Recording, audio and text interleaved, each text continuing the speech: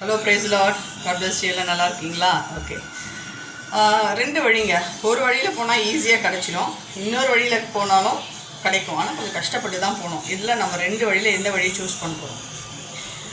அநேக ஆயிரம் மக்கள் எப்படின்னா அதிகமாக பெரிய வழியில் போகிறவங்க தான் இருப்பாங்க.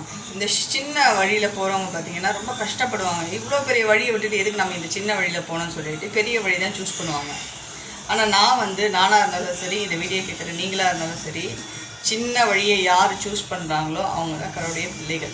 ஏன்னா அந்த இடத்துல உபத்திரவம் இருக்கும், அவமானம் இருக்கும், கஷ்டம் இருக்கும், நஷ்டம் இருக்கும், வேதனை இருக்கும், துன்பம் இருக்கும், கண்ணீர் இருக்கும், புலம்பல் இருக்கும், வறுமை இருக்கும். ஆனால் தேவன் வந்து நம்மளை கைவிட மாட்டார். ஆனால் ஈஸியாக போகிற வழியிலலாம் பார்த்தீங்கன்னா ரொம்ப ஷார்ட் பீரியடில் முன்னேறி கீழே விழுந்துருவாங்க.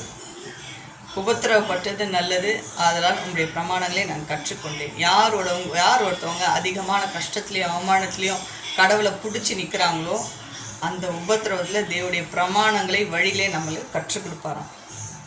அப்போ நம்முடைய இருதயம் இன்னும் ஸ்ட்ராங்காக கற்பாறையை போல் இருக்கும். அதனால் கவலைப்படாதீங்க. எது நடந்தாலும் கடவுள் கொடுத்த ஜீவன், கடவுள் கொடுத்த ஆலயம், கடவுள் வாசம் செய்கிற ஆலயம் சொல்லிட்டு கடவுளுக்கு நம்ம முழுசாக கமிட் பண்ணி கடவுளுக்கு முழுசாக நம்மளுக்கு ஒப்பு கொடுக்கும் பொழுது தேவன் நம்முடைய வாழ்க்கையில் பெரிய அற்புதங்களையும் அதிசயங்களையும் மாற்றங்களையும் கொண்டு வருவார். God bless you.